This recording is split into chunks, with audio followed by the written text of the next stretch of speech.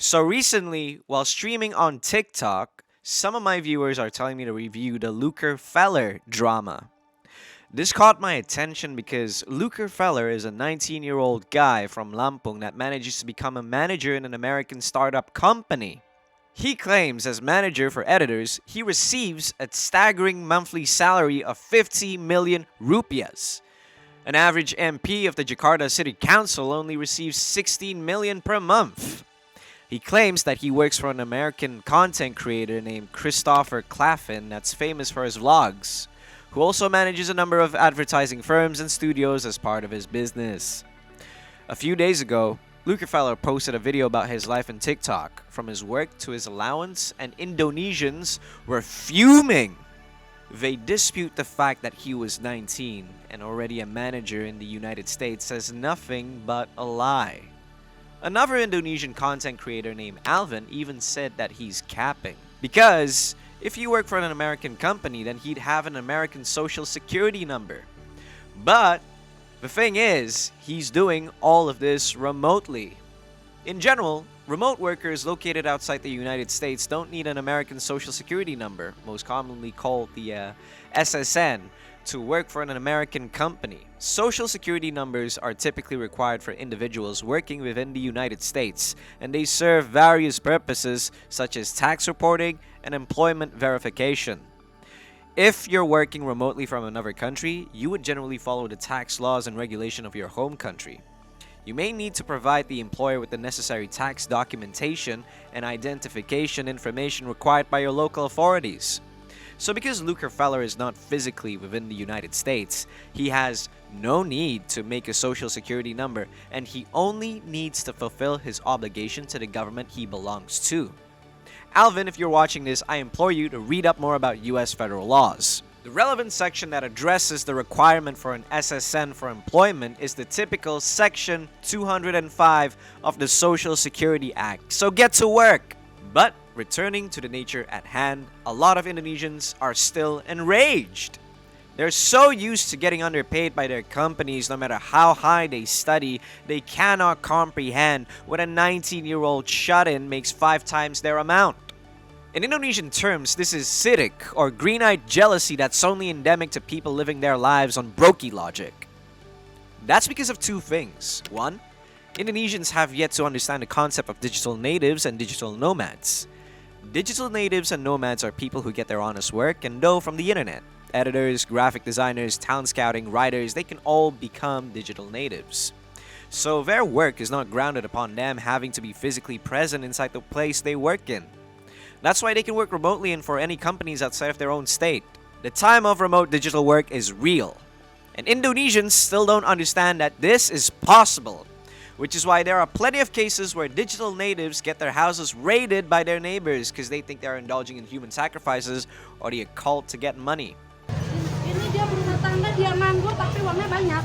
A practice more commonly known to Indonesians as ngepet.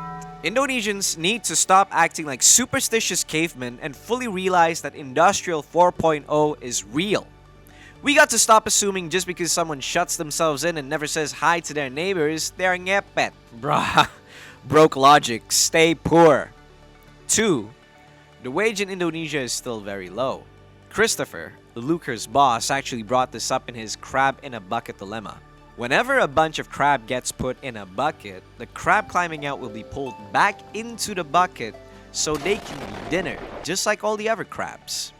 Bruh! Instead of let's all be rich together, it's fair if everybody's broke, am I right? Remember, we hated that idea so much, we exterminated some 3 million people because of it. And that idea is called communism. So if everybody is poor and suffering, we want success and capitalism. The moment one guy makes the break, suddenly everybody is a communist. Again, broke logic. We Indonesians are so used to being underpaid and exploited by our bosses and companies and politicians and leaders that the brokey mentality is ingrained within our national identity. We hate to see one guy have it all just because we all don't have it all. But listen here, let me show you things from another angle, you hear? You see, this guy Luker, he made a TikTok video regarding his life and encouraged Indonesians to go find remote work overseas. For you Indonesians that are interested, there are plenty of remote work to go about from the internet, from independent freelancing on Fiverr or Patreon to working nomads. There, you can apply yourself on remote working and become a digital native.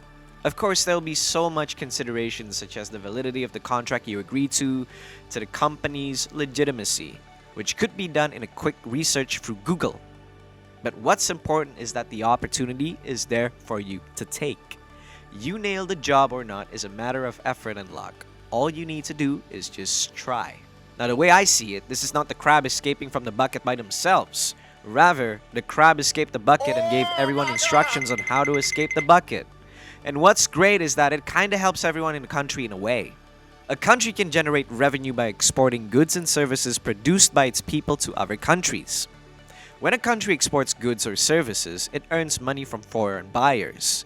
This income from export contributes to the country's overall economic growth and can help improve its trade balance, which means that people working remote jobs are actually helping the economy in a small way. And small things become big when many people are contributing to it. Numpuk kecil-kecil semakin lama-lama menjadi gunung. In the age of Industrial 4.0, where people can get money by working remotely and contribute to the economy and the lives of the people around us financially, instead, people choose to become a dirt-poor proletariat. Again, I blame this on the brokey mindset that was instilled in the Indonesian populace by its masters. Now, I know that a lot of people claim he was lying about him being in the US and studying economics, but that didn't matter because the guy he claimed to work for stepped in to vouch for him. So no matter what lies came on, that is pretty much negated by the fact that his boss stepped in. And removed from any sort of details regarding his financial remunerations and the measures of his success, he works in a foreign company and makes big dough. This kid looks like a full-blown hikikomori, which is the Japanese word for shut-in, but the concept is even more extreme. But at the age of 19 years old, he has become a manager in a US startup. And maybe he lied about some details of his story, and maybe his boss is a bit shady too, but it's obvious he's working for him and they're making big bucks. He is truly a source of inspiration for many Gen Z Indonesians everywhere. A role model. But how about you? What are you doing besides slaving your days in a 9-to-5 work to a company that doesn't care about your welfare? Working for a boss that doesn't humanize you at the cost of their ego? Studying for 4 years at uni only to end up being underpaid than a Culver's burger cook whose only skill is to flip patties? What have you done with your life? What are you going to do with your life? Is being a slave to someone else and to your own envy the way you want to live your life? Or are you going to tough up and try your luck in this ever-changing digital world? This guy proves to us that it's possible to live life the way it is. The choice is yours, based Indonesians.